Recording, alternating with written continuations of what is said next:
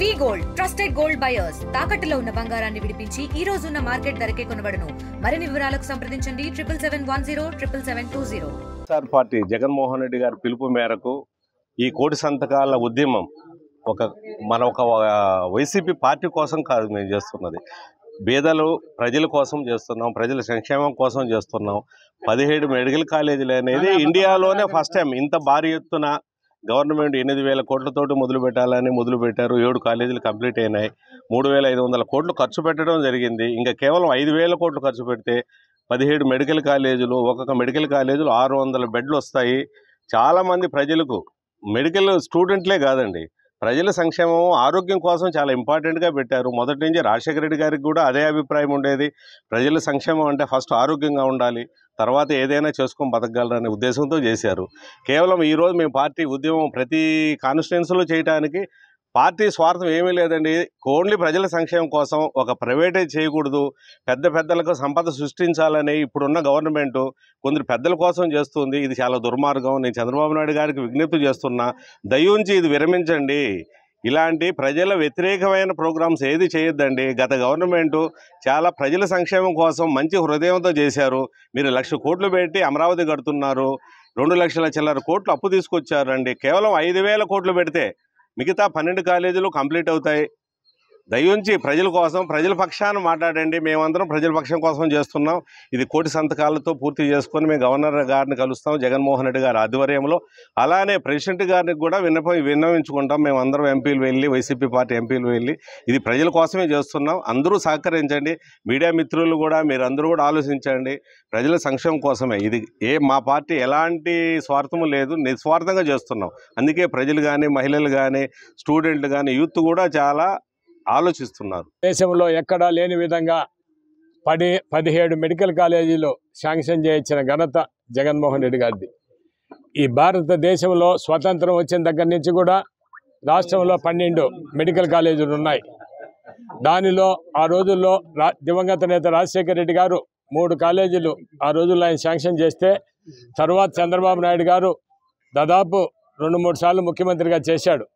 ఆయన ఒక్క medical college తెచ్చిన దాఖలాలు కూడా లేవు. తర్వాత జగన్మోహన్ రెడ్డి గారు అధికారంలోకి వచ్చిన తర్వాత 5 సంవత్సరాల కాలంలో 17 మెడికల్ కాలేజీలు శాంక్షన్ చేయించడం జరిగింది.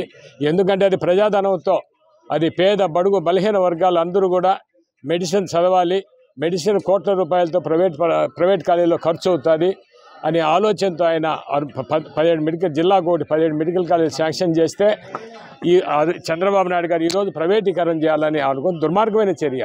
ఒక మెడికల్ కాలేజ్ అనేది ఒక కాలేజీ విద్య కాదు, దాదాపు ఒక పెద్ద హాస్పిటల్ వస్తుంది ప్రతి జిల్లాకు. దాంట్లో పేదవారికి అందరికి కూడా ఉచితంగా వైద్యం అందుతుంది.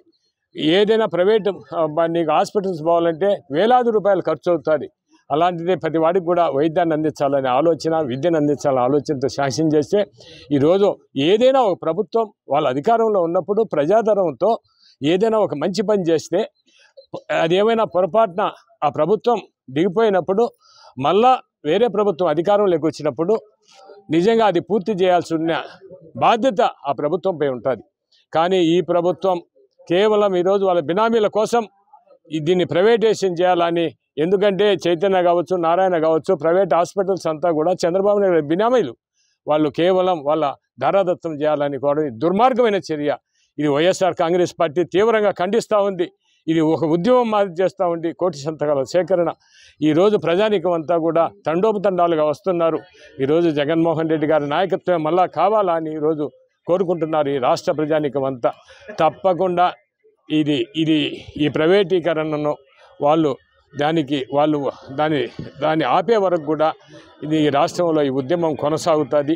దాన్ని ప్రభుత్వమే నిర్వహించాలా అని డిమాండ్ చేస్తున్నాం. ఈరోజు ఇక్కడ ఆర్డీఓ ఆఫీసులో వినతి పత్రం ఇవ్వడానికి కూడా రావడం జరిగింది. ఎన్నో అబద్ధపు హామీలతో, ఆచరణకు సాధ్యమే కాని హామీలతో ప్రజలను అందరినీ కూడా ఆశపెట్టి, మభ్యపెట్టి, మోసం చేసి అధికారంలోకి వచ్చినటువంటి కూటమి ప్రభుత్వం విధానం చూస్తే ఇప్పటికే ప్రజల్లో కూడా పూర్తి నమ్మకం, విశ్వాసాన్ని కోల్పోయి ప్రజలందరూ కూడా పశ్చాత్తాపడుతూ మళ్ళీ జగనన్న ముఖ్యమంత్రి అయితేనే మన ఈ రాష్ట్రానికి మేలు జరుగుతుంది, ఈ రాష్ట్రంలో ఉన్న పేద ప్రజలకు సంక్షేమం ఉంటుంది, ఈ రాష్ట్రంలో ఉన్న రైతు బాగుండాలంటే జగనన్న రావాలా, అదేవిధంగా ఈ రాష్ట్రం అభివృద్ధి చెందాలన్నా జగనన్న రావాలనే ఆలోచన తో పూర్తిగా పెద్ద ఎత్తున ప్రజలందరూ కూడా విద్యార్థుల రోడ్ల మీదకి వస్తున్నారు. జగన్మోహన్ రెడ్డి గారు ముఖ్యమంత్రిగా ఉన్నప్పుడు 13 జిల్లాలను 23 జిల్లాలుగా ఎక్కువ చేసి జిల్లాలను పరిపాలనా సౌలభ్యం కోసం 13 జిల్లాలను 23 జిల్లాలుగా చేసి ప్రతి జిల్లాలో కూడా ప్రభుత్వ పరంగా ఒక మెడికల్ కాలేజ్ ఏర్పాటు చేయాలా, దాంతోపాటు ఒక సూపర్ స్పెషాలిటీ కూడా